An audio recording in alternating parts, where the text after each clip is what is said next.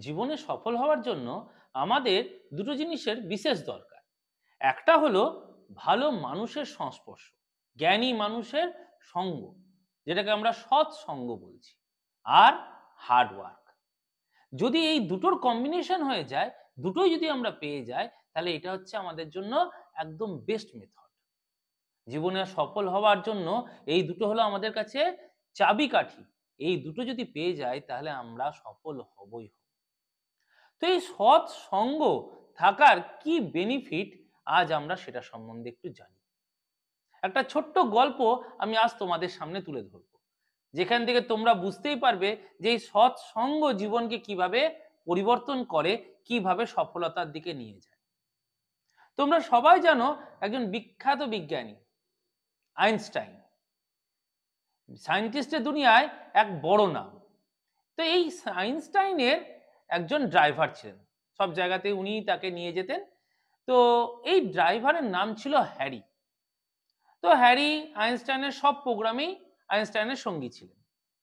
তো ওনারা যখনই কোনো জায়গায় কোনো স্পিচ দিতে, কোনো প্রোগ্রাম অ্যাটেন্ড করতেন, কোনো বক্তৃতা দিতেন, কোনো কনফারেন্সে যেতেন, বিশেষ করে যেখানেই আইনস্টাইন কোনো বক্তৃতা দেওয়ার, স্পিচ দেওয়ার কাজ করতেন, তো হ্যারি খুব মন দিয়ে সেই কথাগুলো শুনতেন।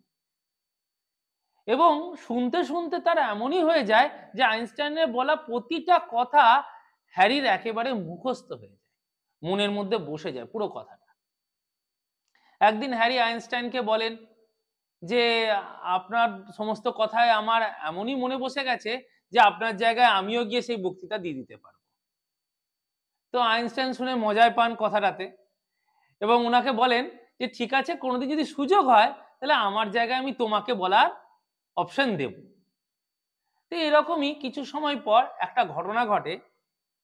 ব্রিটিশ ইউনিভার্সিটির থেকে আইনস্টাইনের ডাক আসে ফিজিক্স নিয়ে বলার জন্য, স্পিচ দেওয়ার জন্য। কিন্তু সেখানে আইনস্টাইনকে কেউ খুব একটা চেনে না।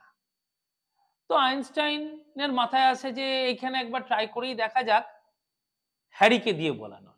তো তিনি হ্যারিকে বলেন যে ঠিক আছে, তুমি এখানে বলো, কারণ এখানে তো আমাকে কেউ বিশেষ চেনে না, তাই তুমি আইনস্টাইন না কে সেটা কেউ বুঝতে পারবে না।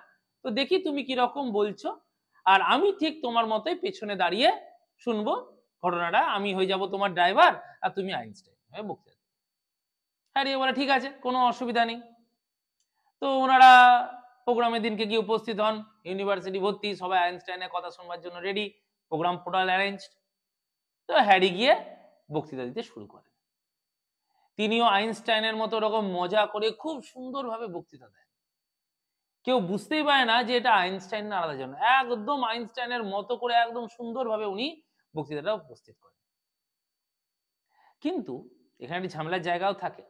কিরকম না, প্রশ্নোত্তর পর্ব। যখন কিছু বলা হয়েছে এরকম অবস্থায় কেউ কিছু প্রশ্ন করতেই পারে, এই জায়গায় টেনশন। কারণ আইনস্টাইন তো জানেন, হ্যারির তো সব জিনিস জানা নেই। এবং ঘটেও তাই। দর্শকদের মধ্যে থেকেই একজন এডুকেটেড পার্সন যিনি ছিলেন, তিনি একটি প্রশ্ন আইনস্টাইনকে করেন, অর্থাৎ হ্যারিকে করেন। এবং প্রশ্নটা একটু ডিফিকাল্টি ছিল। তো হ্যারি বুঝতে পারে যে এই উত্তর দেওয়া তো তার সামর্থ্যের মধ্যে নেই। কিন্তু হ্যারি সেটা বুঝতে দেন না। উনি কোনো উত্তরই দেন না।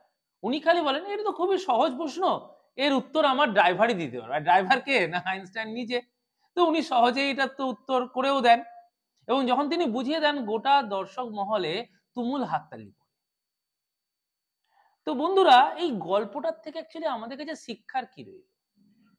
না, সৎ সঙ্গে মানুষের পরিবর্তন কিরকম হয় দেখো। এই যে ড্রাইভার হ্যারি, এ আইনস্টাইনের সঙ্গে থাকতে থাকতে এর বুদ্ধিরও কি হয়েছে, বিকাশ হয়েছে। এক তো আইনস্টাইনের মতো সে পুরো ঘটনাটা সুন্দরভাবে উপস্থাপনাও করতে পেরেছে, এবং সেখানে সে একটা উপস্থিত বুদ্ধির পরিচয়ও দিয়েছে, যে সেখানে নিজে উত্তরটি না দিয়ে সে ড্রাইভারের মাধ্যমে, অর্থাৎ আইনস্টাইনের মাধ্যম দিয়ে সেটাই উত্তর দিয়ে দিয়েছে। তো জীবনে এরকম মানুষের সঙ্গ থাকাটাও খুব জরুরি। আর যদি তোমাদের সঙ্গে এরকম মানুষের সঙ্গ রয়েছে, তাহলে সেটাকে সম্মান করো, সেখান থেকে জ্ঞান আহরণ করতে চেষ্টা করো, যাতে তোমরা জীবনে সফলতা পেতে পারো। শুভ সন্ধ্যা।